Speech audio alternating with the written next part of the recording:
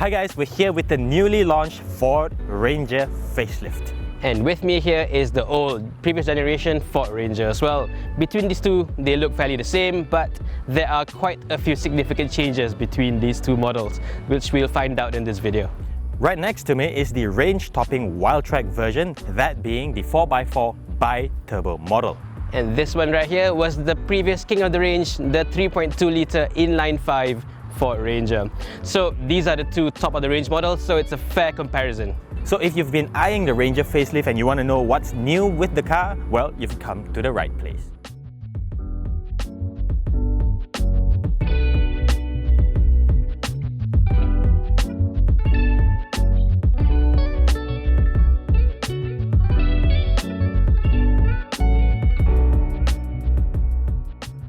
So right off the bat, you can tell that this car is lighter in terms of color. It's got the new Sabre paintwork. Yep, and this one is called the Pride Orange. This has always been the signature color for Wildtrak, so if you see an orange Ranger, you know it's the Wildtrak. That one over there is a little bit lighter, and I think it looks slightly cooler. Yeah, so if you see this thing on its own, you won't be able to tell that the color is lighter, but when you put it side by side, the difference becomes obvious. Now, right in the center, we get this new grille. It's newly designed, and you've got twin louvers that go all the way to the edges, which looks nice. And I've only got one bar over here, which, looks a little bit less sophisticated. But the bigger difference is down below. This one's got a full wing of this, all finished in dark grey, of course, making the car look a lot wider and more muscular. But the new car looks a lot more modern, I think. Yeah, that's not even the best part yet. I mean, check this out. You've got HID headlights finally with LED daytime running lights, which is miles better than those lame halogen units. Yep, this one only has halogen headlamps, and the DRLs is just a small little bulb. Makes it look like you left the small light on. Yeah, that's right. And further down here, we've got LED fog lights. Again, this car has one up yours, Hafriz, sorry to say. Well, I've got nothing to say to that, but let's just say I've got a longer antenna. Oh, we're playing that game, are we? Okay. Well, they moved the antenna to the back, and mine is the bee sting type, so it's a little shorter, but a little wider, and it's got a little bit more design. So from the side, it still sits on the same 18-inch wheels as before, although the new fender trim now says bi-turbo instead of 3.2 and 6-speed.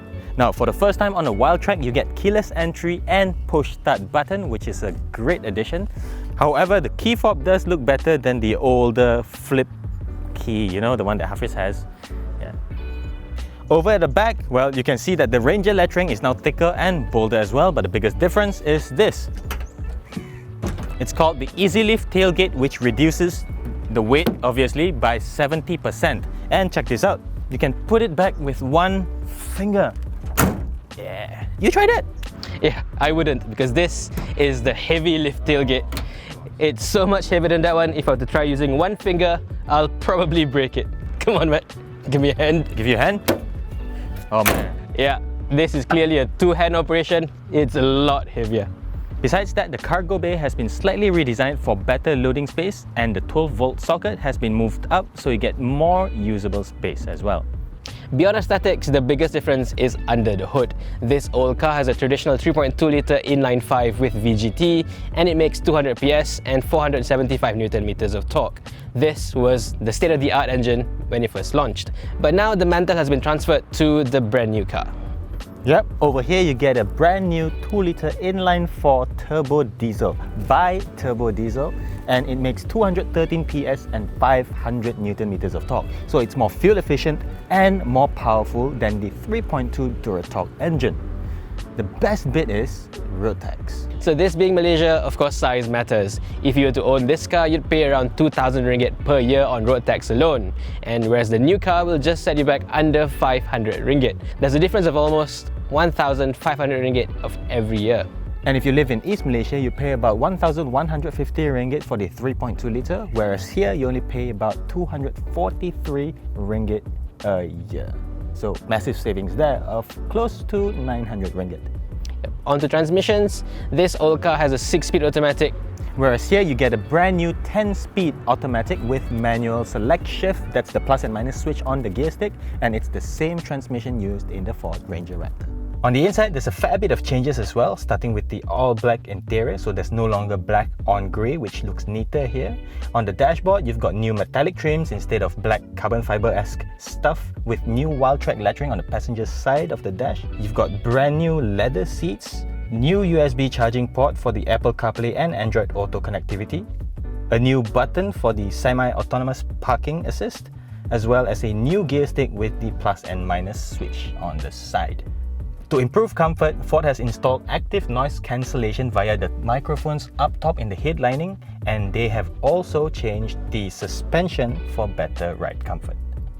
The Ford Ranger has always been at the forefront of pickup truck safety here in Malaysia.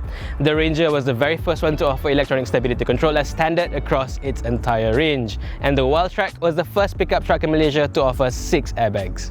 Yep, and Ford has done it again, introducing AEB or Autonomous Emergency Braking for the first time in this segment. However, it should be noted that it's only available in this top Wildtrak 4x4 bi-turbo variant. So overall, there are small differences, there are big differences between these two cars. However, put together, it makes a big step forward for the Ford Ranger. Yep, so there you have it, a very quick comparison video showing you what's new and what's not. Let us know in the comment section below whether you think the upgrade is worth the money, and yeah, that's about it. Thanks for watching. Bye bye.